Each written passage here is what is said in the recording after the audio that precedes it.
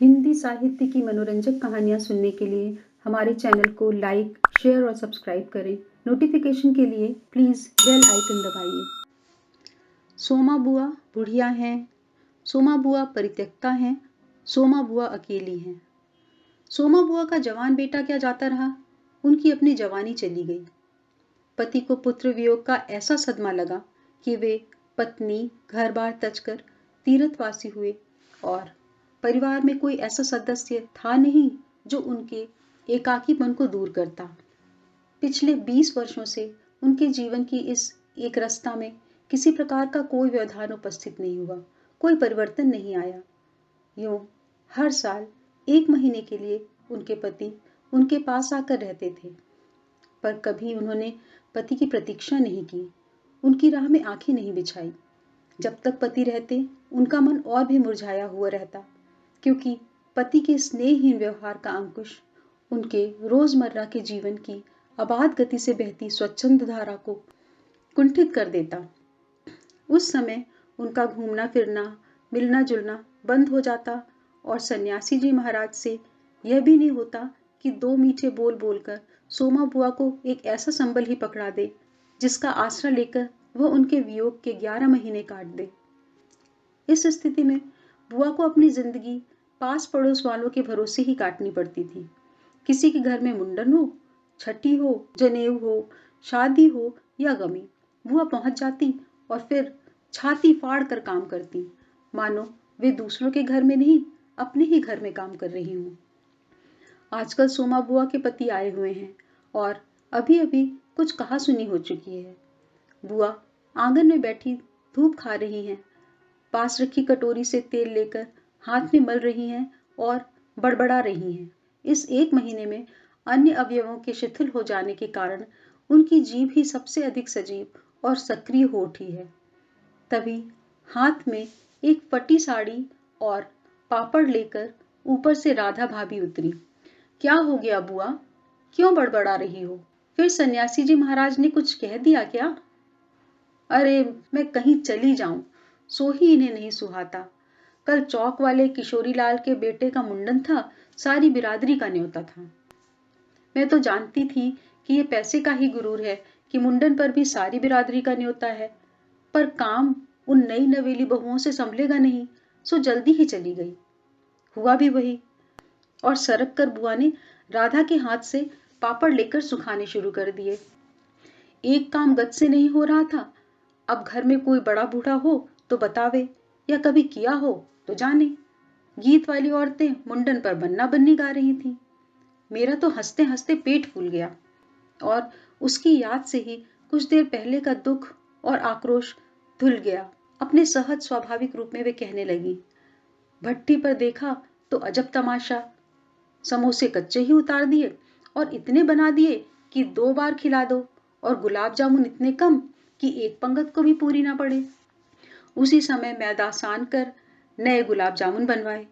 दोनों बहुएं और किशोरी लाल तो बेचारे इतना जस मान रहे थे कि क्या बताऊं। कहने लगे, अम्मा तुम ना होती तो आज भद्द उड़ जाती। अम्मा तुमने लाज रख ली। मैंने तो कह दिया कि अरे अपने ही काम नहीं आवेंगे तो कोई बाहर से तो आवेगा नहीं। ये तो आजकल इनका रोटी पानी का काम रहता है, नहीं तो मैं तो सवेरे से ही चली आती। तो सन्यासी महाराज क्यों बिगड़ पड़े? उन्हें तुम्हारा आना जाना अच्छा नहीं लगता बुआ? यो तो मैं कहीं आऊं जाऊं सो ही इन्हें नहीं सुहाता, और फिर कल किशोरी के यहाँ से बुलावा नहीं आया। अरे मैं तो कहूं कि घर वालों को कैसे बुलावा? वे लोग तो मुझे अपनी माँ से कम नहीं समझते, नहीं तो कौन भला यूं भट्टी और भंडारा घर सौंप दे। पर उन्हें अब कौन समझावे। कहने लगे, तू जबरदस्ती दूसरों के घर में टांग अड़ाती फिरती है। और एकाएक उन्हें उस क्रोध भरी वाणी और कटुवचन का स्मरण हो आया जिनकी बौछार कुछ देर पहले ही उन पर होकर गुजर चुकी थी। याद आते ही उनके आंसू बह चले। अरे रोती क्यों हो बुआ, कहना सुनना तो चलता ही रहता है। सन्यासी जी महाराज 1 महीने को तो आकर रहते हैं, सुन लिया करो। और क्या, सुनने को तो सुनती ही हूं, पर मन तो दुखता ही है कि 1 महीने को आते हैं तो भी कभी मीठे बोल नहीं बोलते। मेरा आना जाना इन्हें सुहाता नहीं। सो तू ही बता राधा, ये तो साल में 11 महीने हरिद्वार रहते हैं। इन्हें तो नाते रिश्ते वालों से कुछ लेना देना नहीं, पर मुझे तो सबसे निभाना पड़ता है। मैं भी सबसे तोड़ ताड़ कर बैठ जाऊं तो कैसे चले। मैं तो इनसे कहती हूँ कि जब पल्ला पकड़ा है तो अंत समय में भी साथ ही रखो। सो तो इनसे होता नहीं। सारा धर्म कर्म ये ही लूटेंगे, सारा जस ये ही बटोरेंगे, और मैं अकेली पड़ी पड़ी यहाँ इनके नाम को रोया करूं। उस पर से कहीं आऊं जाऊं वह भी इनसे बर्दाश्त नहीं होता। और बुआ फूट फूट कर रो पड़ी। राधा ने आश्वासन देते हुए कहा, रो नहीं बुआ। अरे वे तो इसलिए नाराज हुए कि बिना बुलाए तुम चली गई। बेचारे इतने हंगामे में बुलाना भूल गए तो मैं भी मानकर बैठ जाती। फिर घर वालों का कैसा बुलाना। मैं तो अपनेपन की बात जानती हूँ। कोई प्रेम नहीं रखे तो 10 बुलावे पर भी नहीं जाऊं, और प्रेम रखे तो बिना बुलाए भी सिर के बल जाऊं। मेरा अपना हरखू होता और उसके घर का काम होता तो क्या मैं बुलावे के भरोसे बैठी रहती। मेरे लिए जैसा हरखू वैसा किशोरी लाल। आज हरखू नहीं है, इसी से तो दूसरे को देख देख कर मन भरमाती रहती हूँ। और वे हिचकियां लेने लगी। सूखे पापड़ों को बटोरते बटोरते स्वर को भरसक कोमल बनाकर राधा ने कहा, तुम भी बुआ बात को कहां से कहां ले गई। अब चुप भी हो। पापड़ भून कर लाती हूँ, खाकर बताना कैसा है। और वह पापड़ लेकर ऊपर चढ़ गई। कोई सप्ताह भर बाद बुआ बड़े प्रसन्न मन से आई और सन्यासी जी से बोली, सुनते हो देवर जी के ससुराल वालों की किसी लड़की का संबंध भागीरथी जी के यहाँ हुआ है। वे सब लोग यहीं आकर ब्याह कर रहे हैं। देवर जी के बाद तो उन लोगों से कोई संबंध ही नहीं रहा। फिर भी है तो समधी ही। वे तो तुमको भी बुलाए बिना नहीं मानेंगे। समधी को आखिर कैसे छोड़ सकते हैं। और बुआ पुलकित होकर हंस पड़ी। सन्यासी जी की मौन उपेक्षा से उनके मन को ठेस तो पहुंची, फिर भी वह प्रसन्न थी। इधर उधर जाकर वे विवाह की प्रगति की खबरें लाती।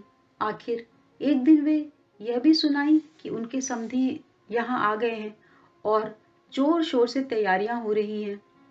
सारी बिरादरी को दावत दी जाएगी, खूब रौनक होने वाली है। दोनों ही पैसे वाले ठहरे। क्या जाने हमारे घर तो बुलावा भी आएगा या नहीं। देवर जी को मरे 25 साल हो गए। उसके बाद से तो कोई संबंध ही नहीं रहा। रखे भी कौन। यह काम तो मर्दों का होता है। मैं तो मर्द वाली होकर भी बेमर्द की हूँ। और एक ठंडी सांस उनके दिल से निकल गई। अरे वाह बुआ, तुम्हारा नाम कैसे नहीं हो सकता। तुम तो समधिन ठहरी। संबंध न रहे तो कोई रिश्ता थोड़े ही टूट जाता है। दाल पीसती हुई घर की बड़ी बहू बोली, है बुआ नाम है। मैं तो सारी लिस्ट देख कर आई हूँ। विधवा ननद बोली। बैठे ही बैठे 2 कदम आगे सरक कर बुआ ने बड़े उत्साह से पूछा, तू अपनी आंखों से देख कर आई है ना। नाम तो होना ही चाहिए। पर मैंने सोचा कि क्या जाने आजकल के फैशन में पुराने संबंधियों को बुलाना हो ना हो। और बुआ बिना 2 पल भी रुके वहां से चल पड़ी। अपने घर से जाकर सीधे राधा भाभी के कमरे में चढ़ी। क्यों रे राधा, तू तो जानती है कि नई फैशन में लड़की की शादी में क्या दिया जावे है। समधियों का मामला ठहरा, सो भी पैसे वाले। खाली हाथ जाऊंगी तो अच्छा नहीं लगेगा। मैं तो पुराने जमाने की ठहरी। तू ही बता दे क्या दूं। अब कुछ बनाने का समय तो रहा नहीं। 2 दिन बाकी है, सो कुछ बना बनाया ही खरीद लाना। क्या देना चाहती हो अम्मा। जेवर, कपड़ा, श्रृंगारदान या कोई और चांदी की चीज। मैं तो कुछ भी नहीं समझू रही। जो कुछ पास है तुझे लाकर दे देती हूँ। जो तू ठीक समझे ले आना। बस भद्द नहीं उड़नी चाहिए। अच्छा देखूं पहले कि रुपए कितने हैं। और वे डगमगाते कदमों से नीचे आई। 2-3 कपड़ों की गठरियां हटाकर एक छोटा सा बक्स निकाला। उसका ताला खोला। इधर उधर करके एक छोटी सी डिबिया निकाली। बड़े जतन से उसे खोला। उसमें 7 रुपए की कुछ रेजगारी पड़ी थी और एक अंगूठी। बुआ का अनुमान था कि रुपए कुछ ज्यादा होंगे, पर जब 7 ही रुपए निकले तो सोच में पड़ गई। रईस समधियों के घर में इतने से रुपयों से बिंदी भी नहीं लगेगी। उनकी नजर अंगूठी पर गई। यह उनके मृत पुत्र की एकमात्र निशानी उनके पास रह गई थी। बड़े बड़े आर्थिक संकटों के समय भी वे उस अंगूठी का मोह नहीं छोड़ सकी थी। आज भी एक बार उसे उठाते समय उनका दिल धड़क गया। फिर भी उन्होंने 5 रुपए और वह अंगूठी आंचल से बांध ली, बक्स को बंद किया और फिर ऊपर को चली। पर इस बार उनके मन का उत्साह कुछ ठंडा पड़ गया था और पैरों की गति शिथिल।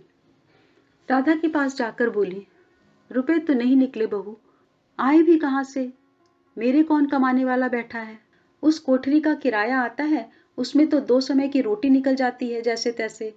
और वे रो पड़ी। राधा ने कहा, क्या करूं बुआ, आजकल मेरा भी हाथ तंग है, नहीं तो मैं ही दे देती। अरे पर तुम देने के चक्कर में पड़ती ही क्यों हो? आजकल तो लेने देने का रिवाज ही उठ गया है। नहीं रे राधा, समधियों का मामला ठहरा। 25 बरस हो गए तो भी वे नहीं भूले, और मैं खाली हाथ जाऊं? नहीं नहीं, इससे तो ना जाऊं सो ही अच्छा। तो जाओ ही मत, चलो छुट्टी हुई।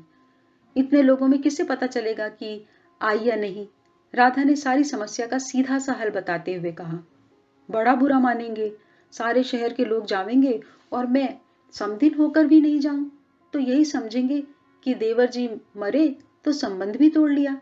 नहीं नहीं, तू यह अंगूठी बेच ही दे। और उन्होंने आंचल की गांठ खोलकर एक पुराने जमाने की अंगूठी राधा के हाथ पर रख दी। फिर बड़ी मिन्नत के स्वर में बोली, तू तो बाजार जाती है राधा, इसे बेच देना और जो कुछ ठीक समझे खरीद लेना। बस शोभा रह जावे इतना ख्याल रखना। गली में बुआ ने चूड़ी वाले की आवाज सुनी तो एकाएक ही उनकी नजर अपने हाथ की भद्दी मटमैली चूड़ियों पर जाकर टिक गई। कल समधियों के यहाँ जाना है, जेवर नहीं तो कम से कम कांच की चूड़ियां तो अच्छी पहन ले। पर एक अव्यक्त लाज ने उनके कदमों को रोक दिया। कोई देख लेगा तो? लेकिन दूसरे ही क्षण अपनी इस कमजोरी पर विजय पाती सी वे पीछे के दरवाजे पर पहुंच गई और 1 रुपया कलदार खर्च करके लाल हरी चूड़ियों के बंद पहन लिए। पर सारे दिन हाथों को साड़ी की आंचल से ढके ढके फिरी। शाम को राधा भाभी ने बुआ को चांदी की एक सिंदूरदानी, एक साड़ी और एक ब्लाउज का कपड़ा लाकर दे दिया। सब कुछ देख पाकर बुआ बड़ी प्रसन्न हुई और यह सोच सोचकर कि जब वे ये सब दे देंगी तो उनकी समधिन पुरानी बातों की दुहाई दे देकर उनकी मिलनसारिता की कितनी प्रशंसा करेंगी, उनका मन पुलकित होने लगा। अंगूठी बेचने का गम भी जाता रहा। पास वाले बनिया के यहाँ से एक आने का पीला रंग लाकर रात में उन्होंने साड़ी रंगी। शादी में सफेद साड़ी पहनकर जाना अच्छा लगेगा। रात में सोई तो मन कल की ओर दौड़ रहा था। दूसरे दिन 9 बजते बजते खाने का काम समाप्त कर डाला। अपनी रंगी हुई साड़ी देखी तो कुछ जची नहीं। फिर ऊपर राधा के पास पहुंची। क्यों राधा, तू तो रंगी साड़ी पहनती है तो बड़ी आब रहती है, चमक रहती है, इसमें तो चमक आई नहीं। तुमने कलफ जो नहीं लगाया अम्मा, थोड़ा सा माड़ दे देती तो अच्छा रहता। अभी दे लो, ठीक हो जाएगी। बुलावा कब का है? अरे नए फैशन वालों की मत पूछो, ऐन मौकों पर बुलावा आता है। 5 बजे का मुहूर्त है, दिन में कभी भी आ जावेगा। राधा भाभी मन ही मन मुस्कुरा उठी। बुआ ने साड़ी में मार लगाकर सुखा दिया। फिर एक नई थाली निकाली। अपनी जवानी के दिनों में बुना हुआ क्रोशिया का एक छोटा सा मेजपोश निकाला। थाली में साड़ी, सिंदूरदानी, एक नारियल और थोड़े से बताशे सजाए। फिर जाकर राधा को दिखाया। सन्यासी महाराज सवेरे से इस आयोजन को देख रहे थे और उन्होंने कल से लेकर आज तक कोई 25 बार चेतावनी दे दी थी कि यदि कोई बुलाने ना आए तो चली मत जाना, नहीं तो ठीक नहीं होगा। हर बार बुआ ने बड़े ही विश्वास के साथ कहा, मुझे क्या बावली ही समझ रखा है जो बिना बुलाए चली जाऊंगी? अरे वह पड़ोस वालों की नंदा अपनी आंखों से बुलावे की लिस्ट में नाम देखकर आई है, और बुलावेंगे क्यों नहीं? शहर वालों को बुलावेंगे और समधियों को नहीं बुलावेंगे क्या? 3 बजे के करीब बुआ को अनबने भाव से छत पर इधर उधर घूमते देख राधा भाभी ने आवाज लगाई, गई नहीं बुआ? एकाएक चौंकते हुए बुआ ने पूछा, कितने बज गए राधा? क्या कहा? 3? सर्दी में तो दिन का पता ही नहीं लगता। बजे 3 ही हैं और धूप सारी छत पर ऐसी सिमट गई मानो शाम हो गई हो। फिर एकाएक जैसे ख्याल आया कि यह तो भाभी के प्रश्न का उत्तर नहीं हुआ, तो जरा ठंडे स्वर में बोली, मुहूर्त तो 5 बजे का है। जाऊंगी तो 4 तक जाऊंगी, अभी तो 3 ही बजे हैं। बड़ी सावधानी से उन्होंने स्वर में लापरवाही का पुट दिया। बुआ छत पर से गली में नजर फैलाए खड़ी थी। उनके पीछे ही रस्सी पर धोती फैली हुई थी, जिसमें कलफ लगा था और अभ्रक छिड़का हुआ था। अभ्रक के बिखरे हुए कण रह रहकर धूप में चमक जाते थे, ठीक वैसे ही जैसे किसी को भी गली में घुसता देख बुआ का चेहरा चमक उठता था। 7 बजे के धुंधलके में राधा ने ऊपर से देखा तो छत की दीवार से सटी गली की ओर मुंह किए एक छाया मूर्ति दिखाई दी। उसका मन भर आया। बिना कुछ पूछे इतना ही कहा, बुआ सर्दी में खड़ी खड़ी यहाँ क्या कर रही हो? आज खाना नहीं बनेगा क्या? 7 तो बज गए। जैसे एकाएक नींद में से जागते हुए बुआ ने पूछा, क्या कहा? 7 बज गए? फिर जैसे अपने से ही बोलते हुए पूछा, पर 7 कैसे बज सकते हैं? मुहूर्त तो 5 बजे का था। और फिर एकाएक ही सारी स्थिति को समझते हुए स्वर को भरसक संयत बनाकर बोली, अरे खाने का क्या है, अभी बना लूंगी। 2 जन का तो खाना है, क्या खाना और क्या पकाना। फिर उन्होंने सूखी साड़ी को उतारा, नीचे जाकर अच्छी तरह उसकी तह की, धीरे धीरे हाथों से चूड़ियां खोली, थाली में सजाया हुआ सारा सामान उठाया और सारी चीजें बड़े जतन से अपने एकमात्र संदूक में रख दी। और फिर बड़े ही बुझे हुए दिल से अंगीठी जलाने लगी।